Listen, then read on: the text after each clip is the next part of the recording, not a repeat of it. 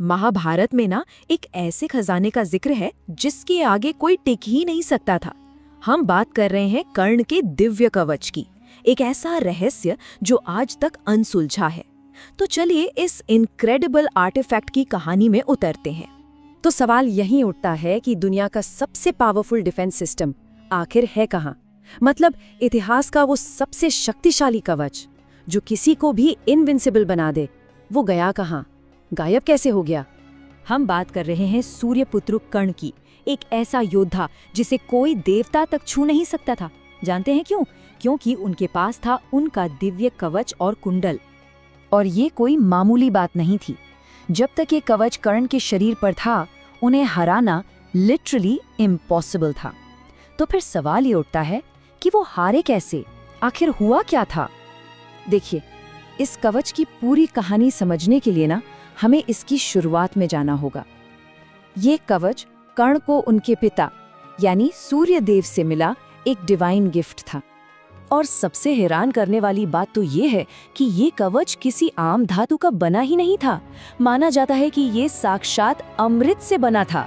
जी हाँ, वही अमृत जो देवताओं को अमर बनाता है। सोचिए, ये कवच अमृत का ही एक सॉलिड फॉर्म था। तो इसकी शक्तियाँ क्या थी? भाई, ये सिर्फ हथियारों से नहीं बचाता था। दुनिया का कोई भी हथियार, यहाँ तक कि दिव्य अस्त्र भी इसे भेद नहीं सकते थे। ये हर बीमारी से दूर रखता था, लंबी उम्र देता था। बेसिकली इस कवच के साथ कर्ण एक तरह से अमर थे।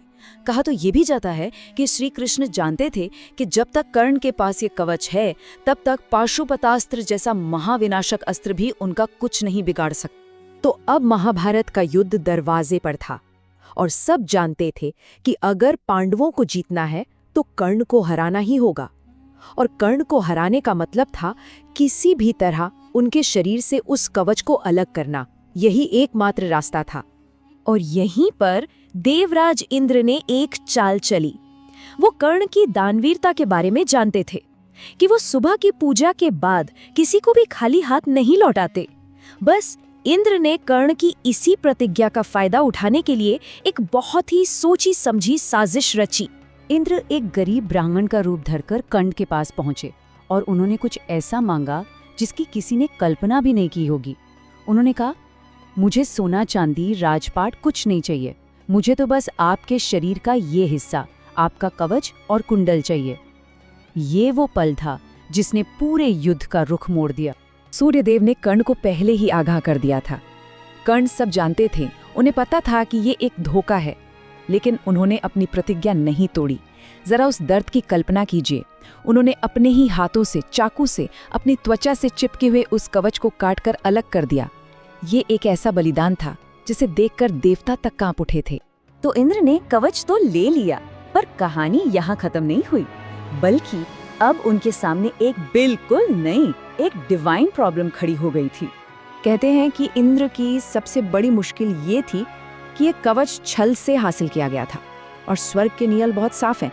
धोखे या पाप से मिली किसी भी चीज की वहां कोई जगह नहीं है। इंद्र का मकसद तो अर्जुन को बचाना था, पर अब यही कवच उनके लिए एक बहुत बड़ा खतरा बन चुका था। देखिए, वो कवच सिर्फ एक आर्मर नहीं था, उसमें सूर्य देव का तेज था, कर्ण का बलिदान था। और धोखे से लिए जाने के बाद वो कवच आग की तरह जलने लगा। उसकी गर्मी इतनी बढ़ गई कि उसे पकड़ना भी नामुमकिन हो गया। इंद्र को एहसास हो गया कि अगर इसे स्वर्ग ले गए तो ये पूरे स्वर्ग को जलाकर राख कर देगा। तो अब इंद्र करते तो क्या करते? ना वो इसे स्वर्ग ले जा सकते थे और ना ही कर्ण को वापस लौटा सकते थे।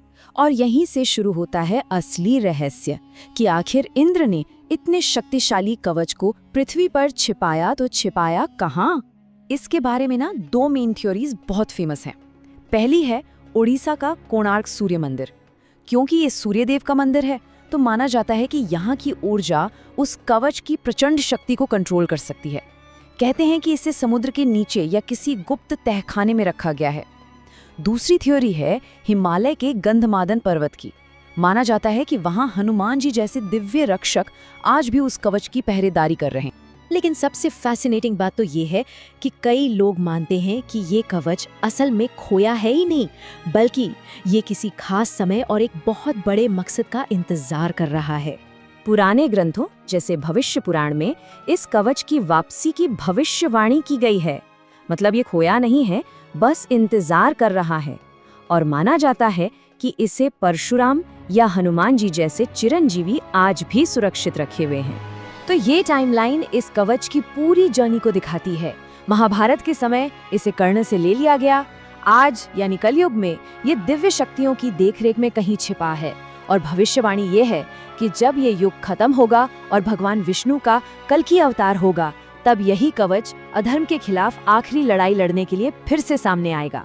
तो कर्ण का वो बलिदान, उनकी वो ऊर्जा आज भी इस ब्रह्मांड में कहीं मौजूद है। और ये कहानी हमें एक बहुत बड़े सवाल पर लाके छोड़ देती है। सोचिए, अगर इतने बेहिसाब शक्ति वाला ये कवच आज के जमाने में किसी के हाथ लग जाए, तो क्या उसका इस्तेमाल दुनिया को बनाने के लिए होगा या मिटाने के लिए? इस पर सोचना तो बनता है।